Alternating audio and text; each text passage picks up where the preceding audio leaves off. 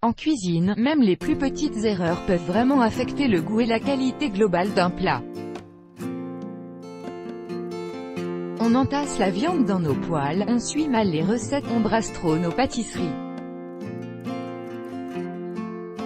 Découvrez de quoi vous êtes coupable, et surtout, apprenez comment améliorer vos plats.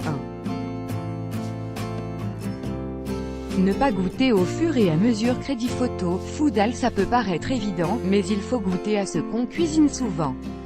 Quand on ajoute un ingrédient, quand on assaisonne, juste avant de servir, etc. La raison, les recettes ne sont jamais tout à fait exactes. Une certaine quantité d'épices peut ne pas être assez pour vous. Les temps de cuisson sont toujours approximatifs, selon plein de facteurs comme l'épaisseur des poêles, le fonctionnement du four, etc. La plupart du temps, goûter peut vous épargner des problèmes. 2.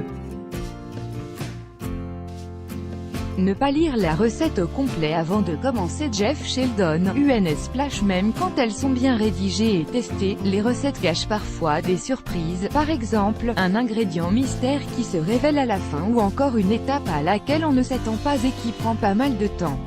Alors c'est super important de lire au complet, de s'assurer qu'on a tout ce qu'il faut et qu'on respecte, par exemple, les étapes d'avant, comme faire mariner une viande pendant 1 heure avant de la cuire, caraméliser les oignons avant de les ajouter à une omelette, râper nos pommes, etc. PSST, apprenez-en plus sur l'organisation dans la cuisine ici. Vous aimerez aussi. 3. Faire des substitutions en pâtisserie. Shutterstock. En général, disons qu'on risque des désastres si on se lance dans les changements, mais avec le temps, on prend de l'expérience et on réussit certaines substitutions. Quand on fait un sauté par exemple, on peut facilement remplacer des ingrédients, changer un légume pour un autre, utiliser une huile différente, omettre une épice qu'on n'aime pas, etc. Mais la pâtisserie, c'est vraiment plus comme de la chimie, alors les mélanges aléatoires ne fonctionnent habituellement pas. Donc quand on fait des muffins, des cupcakes, des gâteaux, des brownies, des biscuits, des scones ou tout autre truc du genre, il vaut mieux respecter la recette. 4. Ne pas faire de différence entre bouillir et mijoter. Shutterstock. Quand une recette demande de faire mijoter quelque chose, il faut que ça chauffe et qu'on puisse voir quelques petites bulles monter à la surface, mais pas plus que ça. Il ne faut pas que ça bouille au maximum. Pour faire mijoter, la chaleur doit être plus douce, quitte à l'ajuster souvent. Sinon, soit ça va être trop dur, soit le liquide va être beaucoup trop évaporé. Ou les deux, encore pire.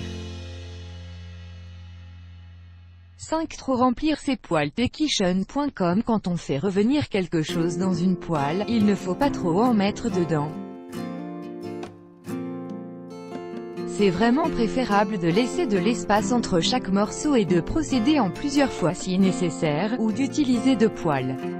Ça peut faire toute la différence entre une bouffe très passable et un repas.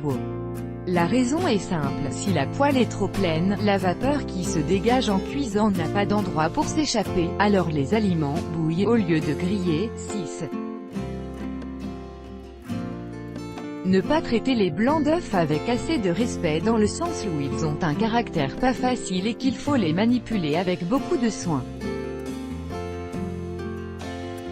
Si une recette demande des blancs d'œufs, il ne faut pas qu'il y ait de jaune dedans du tout, sinon ça ne montera pas. Même chose si le bol est un peu graisseux. Ou si les blancs d'œufs ne sont pas assez tièdes, et il faut les fouetter exactement comme ils veulent, lentement au début, puis plus vigoureusement ensuite, en attendant qu'ils soient un peu plus mousseux avant d'ajouter du sucre. PSST, découvrez nos trucs pour séparer les blancs facilement, dans la vidéo ci-haut. 7. Ne pas attendre que la poêle soit chaude avant d'ajouter la nourriture. Toa FTBar. Shutterstock. Si la poêle n'est pas assez chaude, la nourriture va avoir tendance à coller, oui, même si c'est une poêle anti-adhésive et qu'il y a de l'huile, et ne grésillera pas. Poêle pas assez chaude égale pas de caramélisation, pas de belle croûte sur la viande ou le poisson, etc. 8. Ne pas trancher la viande contre le grain. Max Delcide, UNS Splash. Oui, la viande a un grain, c'est-à-dire un sens dans lequel s'en vont ses fibres musculaires. C'est vraiment important de trancher la viande dans le sens contraire de ce grain.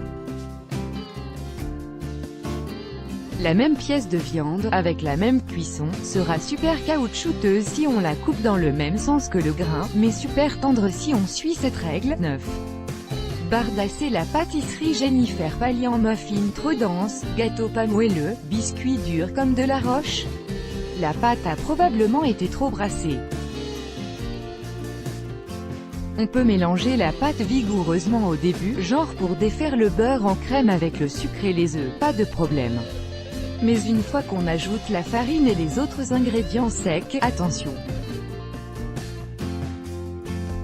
La pire chose à faire est de mélanger pendant 10 minutes, on mélange doucement juste ce qu'il faut pour incorporer, et on arrête. 10. Ne rien délayer via GIPHY si on ajoute un ingrédient en poudre, farine, fécule de maïs, sachet d'assaisonnement, etc. à une préparation liquide comme un potage ou une sauce, ça fait des motons, rien de plus décevant. C'est pour ça qu'on utilise une merveilleuse technique appelée délayer, hyper simple. On prend notre ingrédient solide, et on le mélange dans un petit peu de liquide, eau, lait, bouillon, selon la recette jusqu'à ce que ce soit bien dissous. Et là on verse le tout dans notre chaudron.